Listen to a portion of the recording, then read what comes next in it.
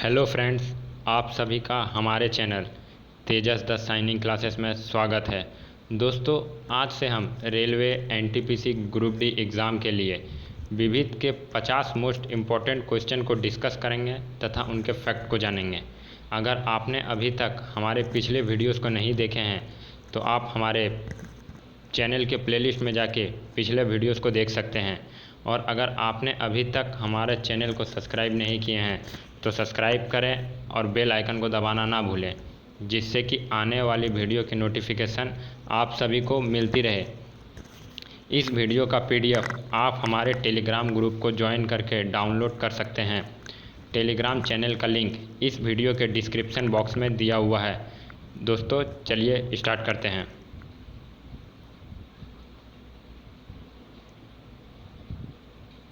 आज का पहला question, two state the story of my marriage किसने लिखा है?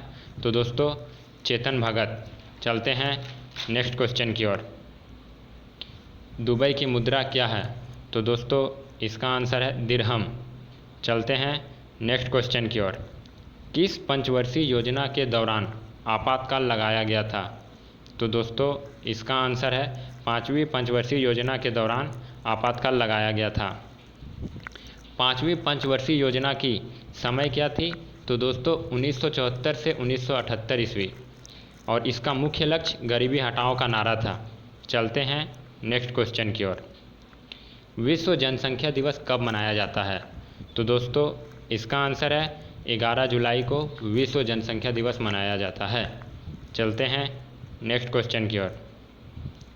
भारतीय शिक्षा का मैग्नी कार्टा किसे कहा जाता है? तो दोस्तों, इसका आंसर है वुड डिस्पैच को भारतीय शिक्षा का मैग्नी कार्टा कहा जाता है। साथ ही साथ वुड डिस्पैच 1854 ईस्वी में पारित हुआ था। चलते हैं नेक्स्ट क्वेश्चन की ओर। पंचशील समझौता किन दो देशों के बीच हुआ था?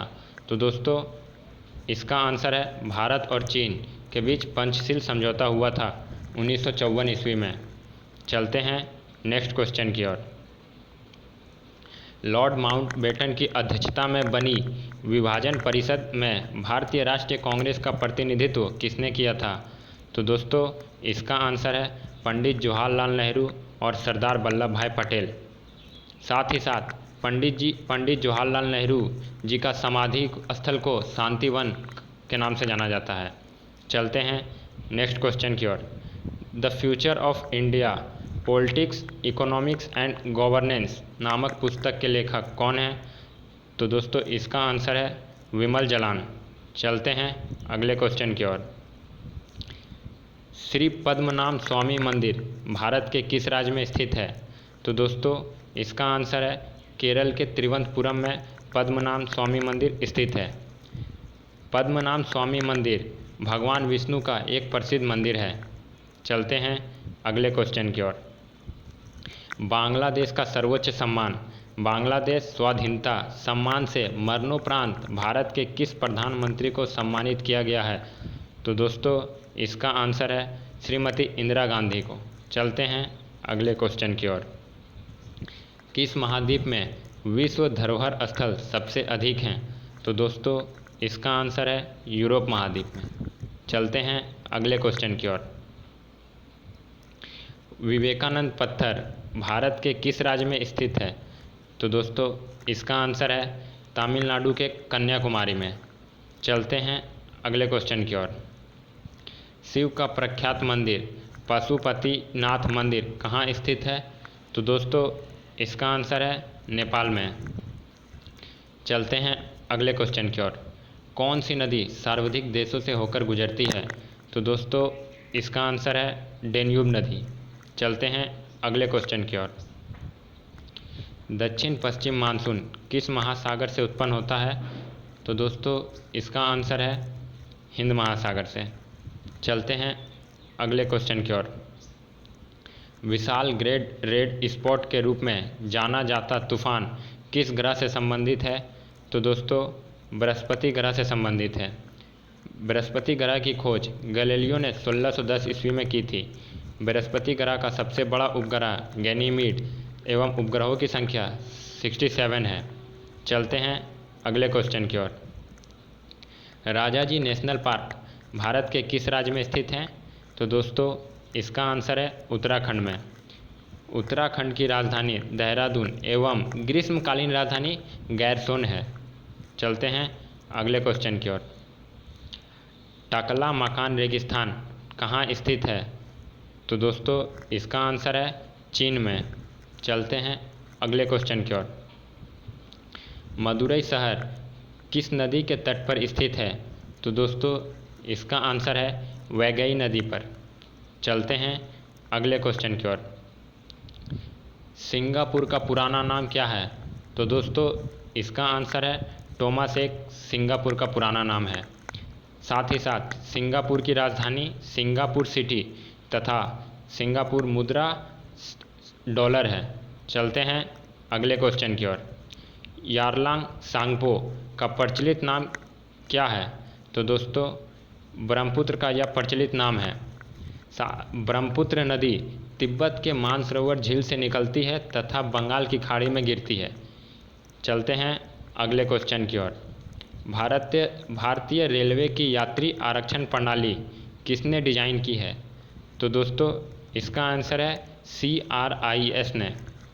CRIS centre for railway information system.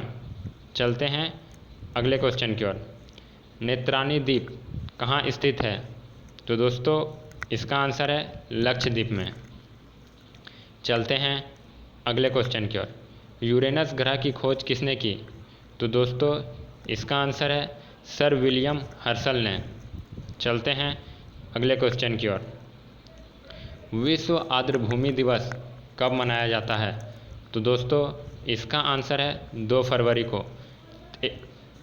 इससे एक और इम्पोर्टेंट क्वेश्चन बनता है, विश्व आर्द्रभूमि दिवस 2019 का थीम क्या है?